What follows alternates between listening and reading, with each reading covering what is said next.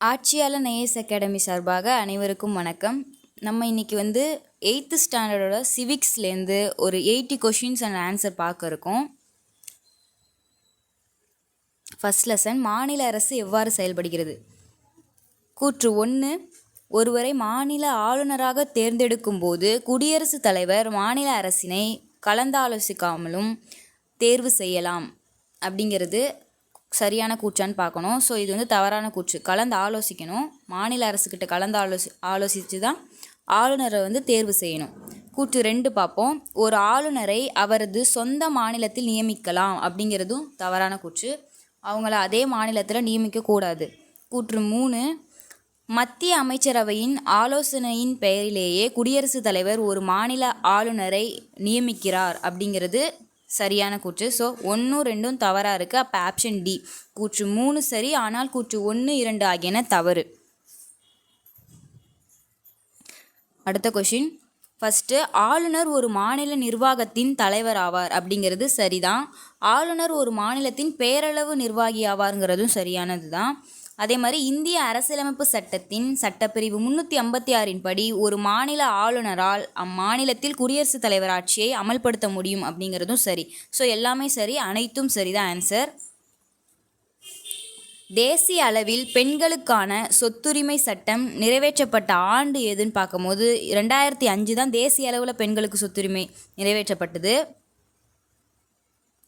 மாநில நீதிமன்றங்களில் உள்ள தலைமை நீதிபதி மற்றும் துணை நீதிபதிகளின் ஓய்வு பெறும் வயதுன்னு பார்க்கும்போது மாநில நீதிமன்றங்களுக்கு 62 வயது. இந்தியாவில் தற்போது எத்தனை மாநிலங்களில் சட்ட மேலவை நடைமுறையில் உள்ளதுன்னு பார்க்கும்போது 6 மாநிலங்களில் சட்ட மேலவை இருக்குது. மாநில அரசாங்கத்தின் 3 அடிப்படை பணிகளுள் பொருந்தாத ஒன்று எதுன்னு பார்க்கும்போது சட்டத்தை உருவாக்குதல், சட்டத்தை நடைமுறைப்படுத்துதல், நீதியை உறுதி செய்தல்லாம் சரிதான். பெண்கள் பாதுகாப்புங்கிறது மாநில அரசாங்கத்தோட அடிப்படை பணிகளில் வராது. ஒரு மாநில சட்டமன்ற தேர்தலில் போட்டியிட ஒருவரின் குறைந்தபட்ச வயது வரம்பு என்னன்னா, சட்டமன்ற தேர்தலுக்கு 25 வயசு இருக்கணும் குறைந்தபட்சம். தமிழகத்தில் மொத்தமுள்ள 234 சட்டமன்ற தொகுதிகளில் குறைந்தபட்சம் எத்தனை தொகுதிகளில் வெற்றி பெற்ற கட்சியை ஆளுநர் ஆட்சி அமைக்க அழைப்பு விடுக்கிறார் அப்படின்னு பார்க்கும்போது குறைஞ்சது ஒரு 118 தொகுதிகளில் வெற்றி பெற்றிருக்கணும். தமிழ்நாட்டில் ஒரு சட்டமன்ற தொகுதியில் இருக்க வேண்டிய மக்கள் தொகை எவ்வளவுன்னு பார்க்கும்போது 1,00,000 மக்கள் தொகை இருக்கணும் ஒரு சட்டமன்றத்தில். உயர்நீதிமன்ற நீதிபதிகளை நியமிப்பதில் பங்கு பெறாதவர் யாருன்னு பார்த்தா முதலமைச்சர் தான் நீதிபதிகளை நியமிப்பதில் பங்கு பெற மாட்டார். அடுத்து மாவட்ட நீதிபதிகளை நியமிப்பவர் யாருன்னு பார்த்தா மாவட்ட நீதிபதிகளை ஆளுநர் நியமிப்பார். இந்தியாவில் உள்ள மொத்த மாநிலங்களோட எண்ணிக்கை 28 மாநிலங்கள் இருக்குது. ஒரு மாநிலத்தில் சட்டமன்ற மேலவை இருப்பதை காட்டிலும் டேஷ் இருப்பதே அதிகாரமுள்ள அமைப்பாக கொள்ளப்படும் அப்படின்னு பார்க்கும்போது சட்டமன்ற மேலவையை விட சட்டமன்ற பேரவை அதாவது கீழவை இருக்கிறது தான் அதிகாரமுள்ள ஒரு அமைப்பாக பார்க்கப்படுது. பொறுத்துக சட்டங்களும் அதோட ஆண்டுகளும். சதி ஒழிப்பு சட்டம்னு பார்க்கும்போது 1829, குழந்தை திருமண தடுப்பு சட்டம் 1856, விதவை மறுமண சட்டம் 1856 தான். இந்து வாரிசு உரிமை சட்டம் 1956. Option A. அடுத்து கூற்று ஏ, ஒரு மாநில முதல்வரின் பதவிக்காலம் நிலையான ஒன்று அல்ல சரிதான். காரணம் என்னன்னு பார்க்கும்போது சட்டமன்றத்தில் பெரும்பான்மை பலம் உள்ளவரை முதலமைச்சர் தனது பதவியில் அதாவது சட்டமன்றத்தில் பெரும்பான்மை பலம் இருக்கிற வரைக்கும் முதலமைச்சராக அவரோட பதவியை நீடிக்கலாங்கிறது சரிதான். ஸோ இது ரெண்டுமே சரி. கூற்று ஏ மற்றும் காரணம் ஆர் இரண்டும் சரி. கூற்று ஏ காரணம் ஆரை சரியாக விளக்குகிறது.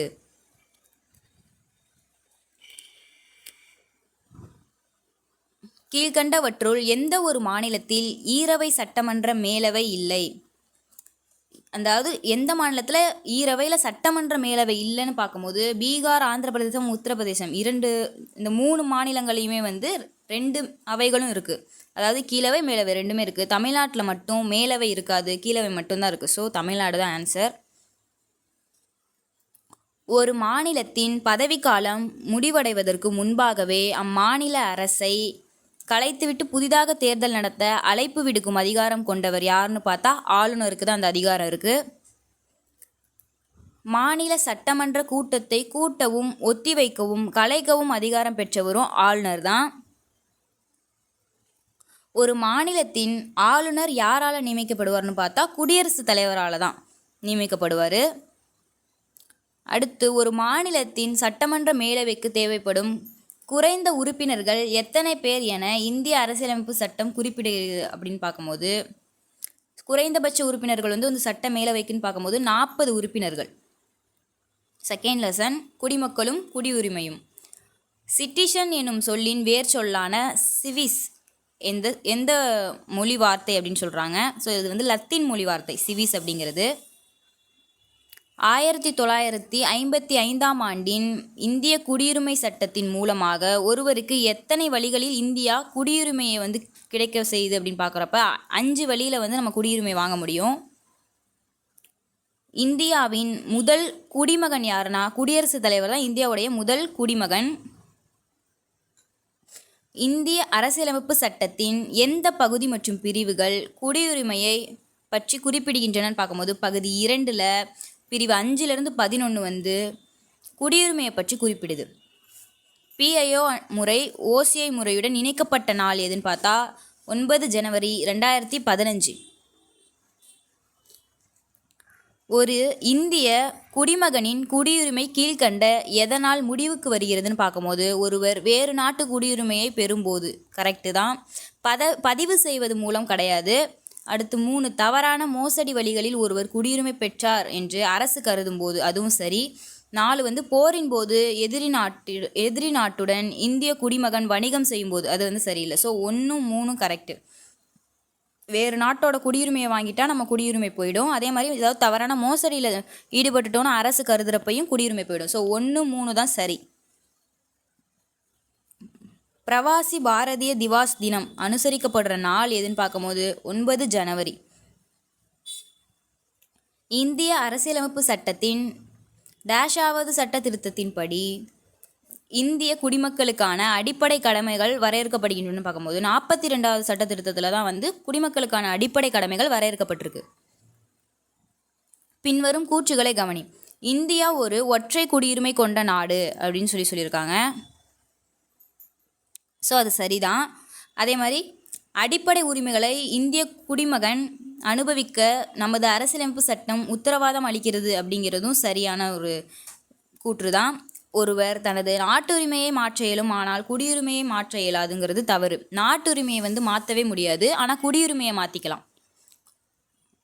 4 பார்த்தா வெளிநாட்டு குடியுரிமையை கொண்ட இந்தியாவில் வசிப்பதற்கான அட்டை அதாவது ஓசிஐ பெற்று வைத்திருக்கிறவங்க வந்து இந்தியாவில் வாக்களிக்கும் உரிமை உண்டா அப்படிங்கும்போது அது தவறு. அவங்களுக்கு வந்து வாக்களிக்கிற உரிமை இல்லை, ஆனால் இங்கே வந்து வசிக்கிற உரிமை இருக்குது. ஸோ 3, 4 தான் தவறு. Option D.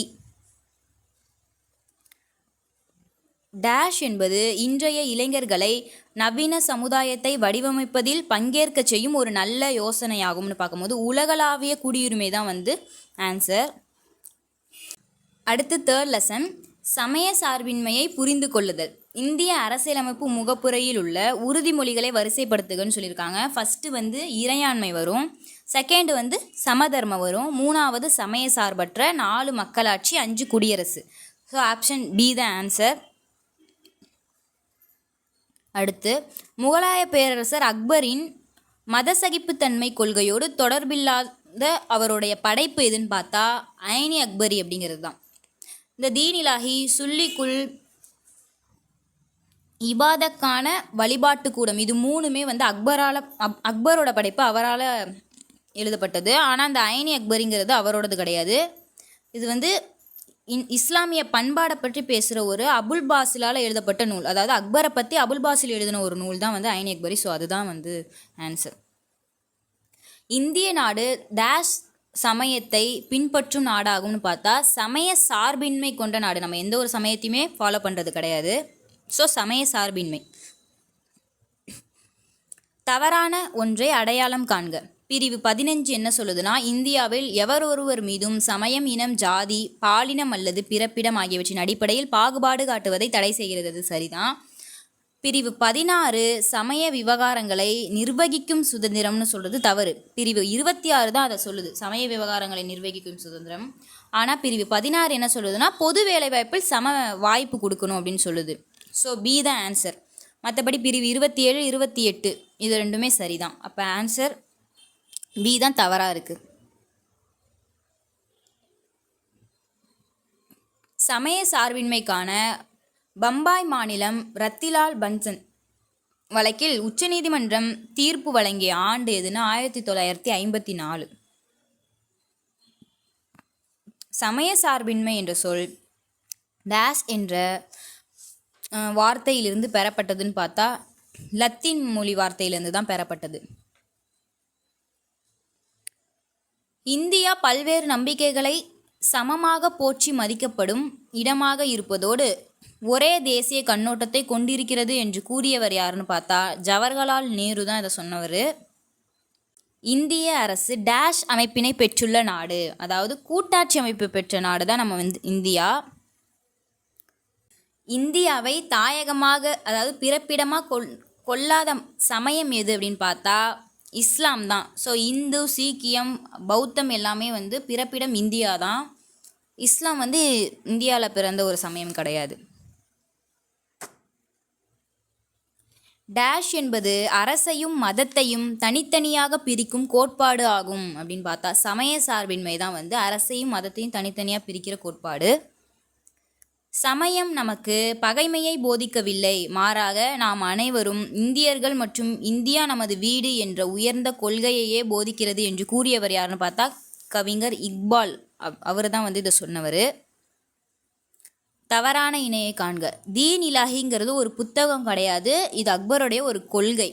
அதே மாதிரி கஜுராஹோ அப்படிங்கிறது இந்து கோயில் சரிதான். அசோகர் 12வது பாறை கல்வெட்டு சரி. இக்பால் கவிஞருங்கிறதும் சரி. ஸோ ஆப்ஷன் ஏ தான் தவறான இணை.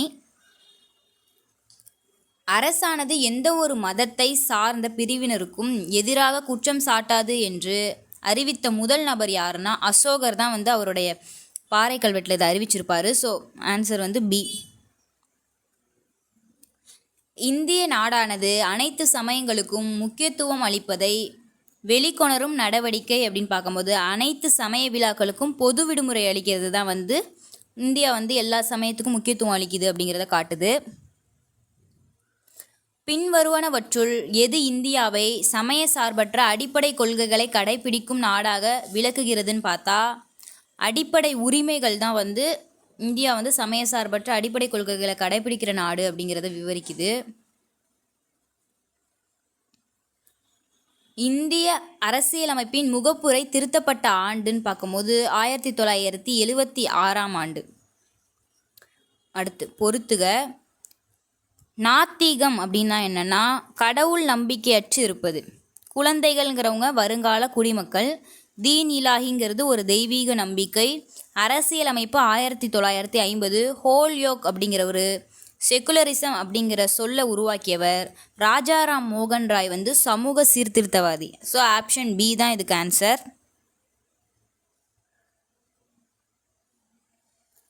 முகலாய பேரரசர் அக்பரின் கல்லறை எங்கே இருக்குதுன்னு பார்த்தா சிக்கந்தாராவில் இருக்குது. அடுத்து இதில் காபூல்ங்கிறது பாபருடைய கல்லறை அமைஞ்சிருக்க இடம். சதாராங்கிறது ஷெர்ஷா சூரியோடைய கல்லறை அமைஞ்சிருக்க இடம். ஆக்ராவில் ஷாஜகான் மும்தாஜ் அவங்களுடைய கல்லறை அமைஞ்சிருக்கு. லெசன் 4 மனித உரிமைகளும் ஐக்கிய நாடுகள் சபையும். ஃபர்ஸ்ட் கொஷின், தேசிய மனித உரிமைகள் ஆணையம் அமைந்துள்ள இடம், அதாவது தலைமையகம் எங்கே இருக்குன்னா புதுடெல்லியில் அமைஞ்சிருக்கு. தேசிய மனித உரிமைகள் ஆணையம் நிறுவப்பட்ட ஆண்டுன்னு பார்க்கும்போது 1993. ஐநா சபை 1979ஆம் ஆண்டை டேஷ் சர்வதேச ஆண்டாக அறிவித்தது அப்படின்னு பார்க்கும்போது குழந்தைகளுடைய சர்வதேச ஆண்டா 1979 அறிவிச்சிருக்கு. போக்சோ சட்டம் 2012. பொறுத்துக. குடும்ப வன்கொடுமையிலிருந்து பெண்களை பாதுகாக்கும் சட்டம் 2005. சுரங்கச் சட்டம்னு பார்க்கும்போது 1952. பெண்களை கேலி செய்தலுக்கு எதிரான சட்டம் 1997. வரதட்சணை தடை சட்டம் 1961. So option A. உலக மனித உரிமைகள் தினமாக அனுசரிக்கப்படும் நாள் எதுனா டிசம்பர் 10 தான் வந்து உலக மனித உரிமைகள் தினமாக நம்ம அனுசரிக்கிறோம். குழந்தைகளுக்கான உதவி மைய எண் அப்படின்னு பார்க்கும்போது 1098. யூனிஃபெம் என்ற பெண்களுக்கான ஐக்கிய நாடுகளுடைய மேம்பாட்டு நிதி அமைப்பு டேஷாம் ஆண்டு நிறுவப்பட்டதுன்னா 1995ஆம் ஆண்டு நிறுவப்பட்டது. தேசிய மனித உரிமைகள் ஆணையம் டேஷ் பிரிவுகளை கொண்டுள்ளதுன்னா 5 பிரிவுகளை கொண்டிருக்கு. உலகில் அதிகமாக மொழிபெயர்த்தப்பட்ட ஆவணம் எதுனா உலக மனித உரிமைகள் அறிவிப்பு தான் வந்து அதிகமாக மொழிபெயர்த்தப்பட்ட ஆவணமாக இருக்குது. அடுத்து மனித உரிமைகள் பிரகடனத்தில் டேஷ் சட்டப்பிரிவுகள் உள்ளன. 30 சட்டப்பிரிவுகள் இருக்குது. நவீன சர்வதேச மகாசாசனத்தை எத்தனை நாடுகள் தனது அரசியலமைப்பில் சேர்த்துள்ளது அப்படின்னு பார்க்கும்போது 185 நாடுகள் சேர்த்துருக்கு. சரியில்லாத இணையை காண்க. மேக்ன கர்த்தா அப்படிங்கிறது வந்து 1215, இது சரிதான். ஹெபியஸ் கார்பஸ் சட்டம்ங்கிறது 1628 கிடையாது, 1679. ஸோ 1628 என்னன்னு பார்க்கும்போது இங்கிலாந்துடைய உரிமை மனு தான் 1628. அடுத்து அமெரிக்க அரசியலமைப்பை சட்ட மசோதா 1791, சரிதான். மனிதன் மற்றும் குடிமக்களின் உரிமைகள் பற்றிய பிரான்சின் அறிவிப்பு 1789, சரி. ஸோ பி தான் வந்து சரி, தப்பாக இருக்குது. ஸோ அதுதான் ஆன்சர். 2ஆம் உலகப் போருக்கு பின்னர் டேஷ் ஆனது மனித உரிமைகளை பாதுகாக்க பல நடவடிக்கைகளை எடுத்ததுன்னு பார்க்கும்போது ஐநா சபை தான் வந்து மனித உரிமைக்கு பல நடவடிக்கைகளை செகண்ட் வேர்ல்டு வார்க்கு அப்புறம் எடுத்துச்சு. அடுத்து தேசிய மனித உரிமைகள் ஆணைய தலைவருடைய பதவி காலம்னு பார்க்கும்போது 5 ஆண்டு, அப்படி இல்லைன்னா 70 வயது வரை. இதில் எது முன்னாடி வருதோ அதை பொறுத்து அவரோட பதவி காலம் இருக்கும். சட்டப்பிரிவு 21A சட்டப்பிரிவு 21A என்பது என்னன்னு பார்க்குறப்ப 6 வயது முதல் 14 வரை இருக்கிற குழந்தைங்களுக்கு இலவசமாகவும் கட்டாயமாகவும் கல்வி அரசு வழங்கணும் அப்படிங்கிறத வலியுறுத்துறது தான் வந்து இந்த 21A அப்படிங்கிற சட்டப்பிரிவு. பெற்றோர் மற்றும் மூத்த குடிமக்களின் பராமரிப்பு மற்றும் நலவாழ்வு சட்டம்னு பார்க்கும்போது 2007. சேது பாரத திட்டம் தொடங்கப்பட்ட ஆண்டு 2016. ஊர்களின் தூரம், தங்கும் வசதி போன்றவற்றை ஓட்டுநருக்கு தெரிவிக்கிற சின்னம் எதுனா தகவல் சின்னம். அடுத்து லெசன் 5 பாதுகாப்பு மற்றும் வெளியுறவு கொள்கை. கீழ்காண்பனவற்றுள் எந்த ஒன்று இந்தியா, நேபாளம் மற்றும் இந்தியா பூடான் எல்லை பகுதிகளை பாதுகாக்கும் ஆயுதப்படையாகும் அப்படின்னு பார்த்தா சாசஸ்திர சீமாபால் அப்படிங்கிற SSB அப்படிங்கிறது தான் வந்து இந்தியா, நேபாள், இந்தியா பூடானுக்கு எல்லை பகுதியை பாதுகாக்கிற அமைப்பு. இந்திய ஆயுதப்படைகளின் தலைமை தளபதி யாருன்னா குடியரசுத் தலைவர். அடுத்து இராணுவ தினம் அனுசரிக்கப்படுற நாள் ஜனவரி 15. இந்திய இராணுவ படையின் முதன்மை நோக்கமானது தேசிய பாதுகாப்பு, தேசிய ஒற்றுமை, அந்நிய ஆக்கிரமிப்பிலிருந்து நாட்டை காத்தல். இது எல்லாமே தான் மேற்கூறிய அனைத்தும். அசாம் ரைஃபிள்ஸ் எதன் கீழ் செயல்படுகிறதுன்னு பார்த்தா உள்துறை அமைச்சகத்துக்கு கீழே வந்து இது செயல்பட்டுருக்கு. அடுத்து பொறுத்துக. நெல்சன் மண்டேலா வந்து இனவெறி கொள்கை. தேசிய போர் நினைவு சின்னம் எங்கே அமைஞ்சிருக்குன்னா புதுடெல்லியில் அமைஞ்சிருக்கு. மானக்ஷாங்கிறவர் முதல் ஃபீல்டு மார்ஷலாக வருவார். ஷார்க்குங்கிறது 8 உறுப்பு நாடுகள் இருக்கிறதால 8 உறுப்பினர்கள். BCIM அப்படிங்கிறது வந்து எரிசக்தி மேம்பாட்டு. ஓகே, அதுக்கு ஆன்சர் வந்து ஆப்ஷன் ஏ. அடுத்து ஊர்காவல் படையில் சேர்வதற்கான வயது வரம்புன்னு பார்த்தா 18லேருந்து 50 வரை, அதுதான் ஆன்சர். அணி சேராமை எனும் பதத்தை உருவாக்கியவர் VK கிருஷ்ணமேனன். அடுத்து லெசன் 6 நீதித்துறை. இந்தியாவின் மிக பழமையான நீதிமன்றம் எதுன்னு பார்த்தா கொல்கத்தா நீதிமன்றம் தான் ரொம்ப பழமையான நீதிமன்றம். ஊரக குற்றவியல் நீதிமன்றத்தை உருவாக்கியவர் யார் அப்படின்னு பார்க்கும்போது வாரன் ஹெஸ்டிங்ஸ் தான் வந்து அந்த ஊரக குற்றவியல் நீதிமன்றத்தை உருவாக்கியவர். டேஷ் என்பவரால் அமைக்கப்பட்ட சட்ட ஆணையம் இந்திய சட்டங்களை நெறிப்படுத்தியதுன்னு பார்த்தா மெக்காலேயோடைய சட்ட ஆணையம் தான் இந்திய சட்டத்தை நெறிப்படுத்துச்சு. பொதுநல வழக்கு முறை இந்தியாவில் டேஷால் அறிமுகப்படுத்தப்பட்டதுன்னா உச்ச நீதிமன்றத்தால் அறிமுகப்படுத்தப்பட்டுச்சு. அடுத்து நீதிமன்றங்களின் திட்டம் 2005. ஸோ 80 கொஷின்ஸும் பார்த்துருப்பீங்க. நெக்ஸ்ட் வீடியோவில் சந்திப்போம். நன்றி.